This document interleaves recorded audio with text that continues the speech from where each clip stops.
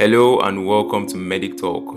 I'm Daniel Lohaigbe, also known as Dan the Medic, and this is a series where I bring people in or pursuing a career in medicine. So that will be medical students, medical doctors, etc., to discuss different topics relating to medicine.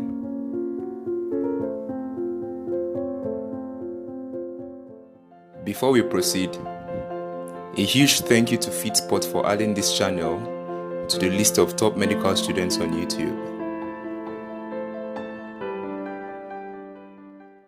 Infertility, a growing problem worldwide. Statistics show a decline in fertility rates and is projected to decline even further in the coming years. Today, I and the doctor will talk about how urbanization can contribute to the rise we see in infertility rates. Let's get straight into it. Hello everyone.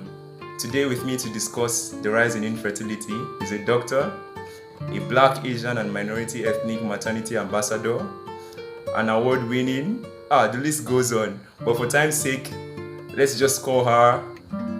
Please introduce yourself. Hello, my name is Chanel.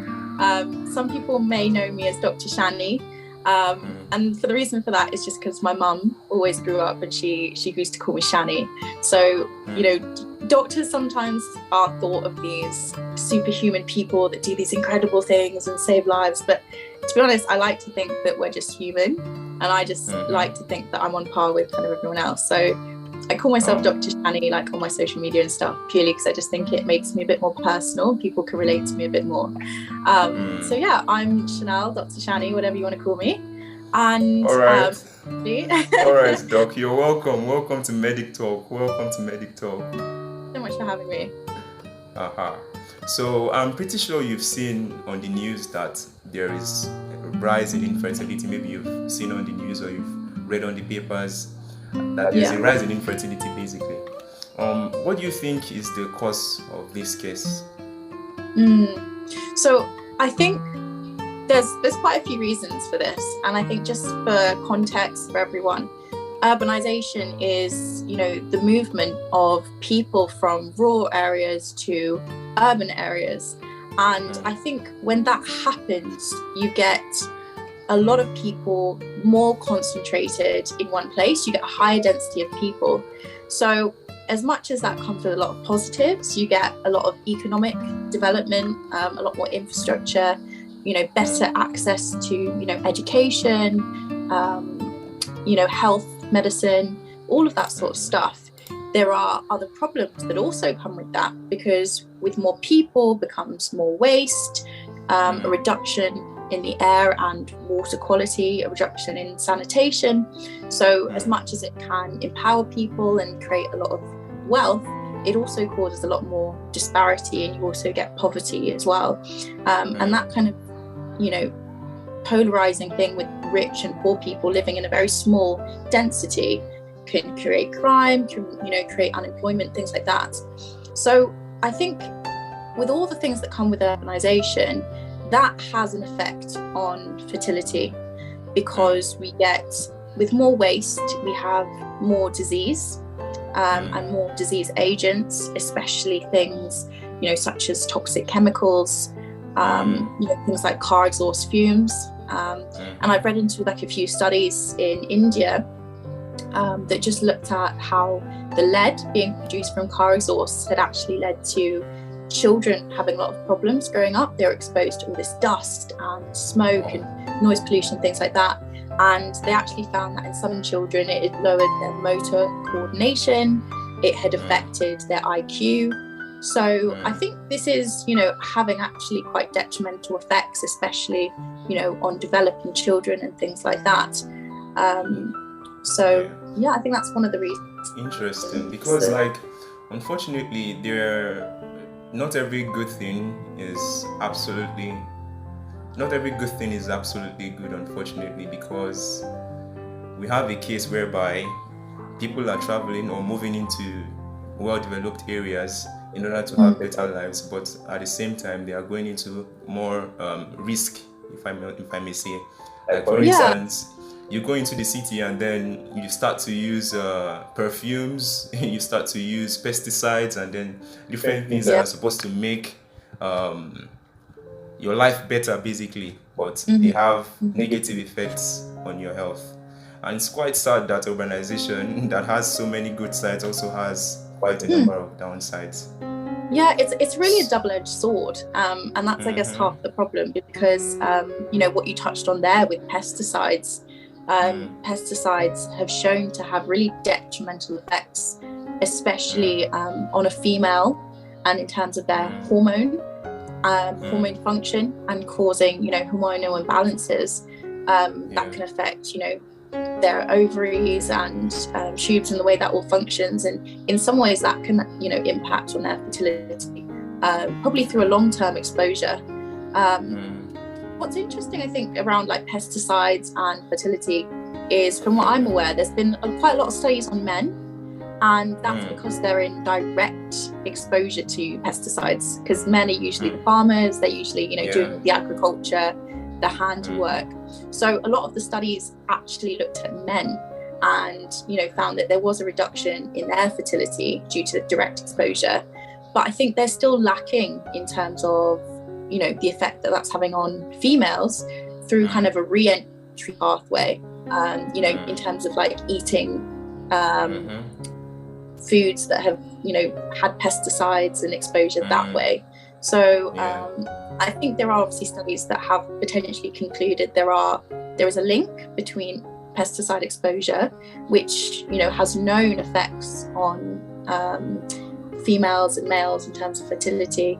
I think there's still like a lot of more research that has to be done there to, you know, actually determine those impacts in kind of a real life setting. So it's interesting. Yeah, I've also heard about you know, there's forever chemicals, the ones that are usually in like utensils, let's say non-stick pans, and then also there are some chemicals they used to coat some what did they call them? Is it sinks? Oh yeah, sinks. What you used to coat sinks, they said they actually have some forever chemicals, and this has also been linked to infertility. Can you say more about that? Is it actually true, or? I think I'm not too, you know, I don't have a lot of knowledge on like the non-stick pans and things like that, but I think there's definitely a link. You know, if you damage those pans, they can become carcinogenic because of what's underneath.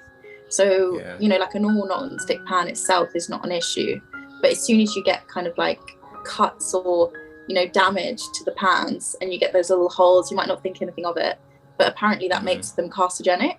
So there's a lot of different ways that we are unknowingly exposing ourselves to all of these different kind of carcinogens and things like that. So yeah, just for context, carcinogenic means has a potential to cause cancer, and cancer in the sense that there can be mutations. Let's say, for instance, a man fully fertile during his young age, no problems, but consumes these carcinogenic chemicals. There can be a mutation in his sperm, for instance, and then his sperm is no longer viable, no longer what's the word? Is it the motility is damaged, and then unfortunately this sperm is unable to fertilize an egg.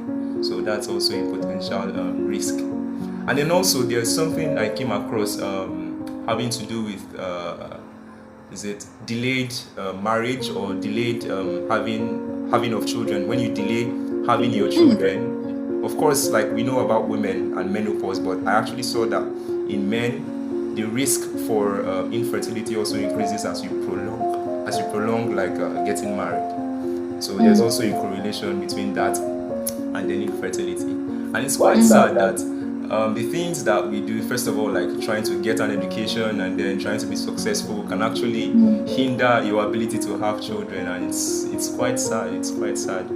So with all this said, all the grim information, all the you said what? No, with all this said, like with all the sad information we've received today that constitute agents of this infertility, I believe that we know that prevention is better than cure. So if you can just talk about some preventive measures that can be put in place in order to prevent this infertility, that would be really appreciated. I think in terms of prevention, part of it comes through education. So understanding, what are the risks? Where are we exposed to these carcinogens? Where are we exposed to these pesticides? Me personally, I choose to buy organic spinach because I know that spinach itself is, grown with a lot of pesticides. So I try and limit my intake through simple measures, such as that. It's maybe staying, not everyone has that luxury, but staying in, areas that aren't so urbanized, staying more in kind of countrysides, places that have a lot more trees and areas of kind of greenery, kind of getting out in nature a bit more compared to being in the center of the city. I think it's just educating people on those risks and trying to prevent them as much as possible. I think ultimately there is a sense of, we do live in an urbanized world. That is the reality. And that's probably been one of the biggest changes of the 21st century in terms of, how much access now we have to all this amazing infrastructure. And I think while we've highlighted, a lot of negatives, we have to appreciate there are a lot of positives. I would say, especially for women, that idealizational change and belief and attitudes surrounding large families, especially. I think urbanization gives women access to things like birth control, and it's almost giving them a chance to make a choice, a human right to decide, do they want children? Now women can choose, maybe they want to go off and have a career. Not everyone has to have children, it's not something you have to do, it's a choice. And actually, given urbanization now, more people are deciding that, it's more expensive to have children in an urbanized world. And the children we do have, we actually want them to have better health, better access to education. And, now that the mortality rates for infants and children has dropped, there's not a need to, have so many children. That we don't have that, agricultural need for children. They do a lot less household work. So in that regard, the idealization around having such large families, I think, is definitely shifting. And for that reason, the fertility rates are dropping for that reason. But in some ways, it's quite empowering for women. And actually, I'm very pro-choice and pro-women having, the choice to choose. And I think that's a really healthy thing to know that if you do bring a child into the world, you'll know that you have the financial stability, that you have the resources to actually give them a good life. Yeah, absolutely. Wow. Loads of information on this episode. Yeah, it's been all right.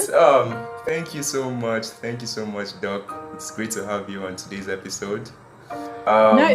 It's great to be here. Thank you so much. Yeah, thank you so much. Be sure to leave a like and subscribe to the channel if you haven't. As usual, check the official Dan the Medic website for more useful content. Dr. CHANNIE can be reached on Instagram, and I believe you have a YouTube channel as well. I do. I've been very slow on my YouTube, but I think we're gonna get back up and running. Yeah. So support Dr. CHANNIE on our YouTube channel. It's very important. You can also check out Feedspot. Check out the list on Feedspot.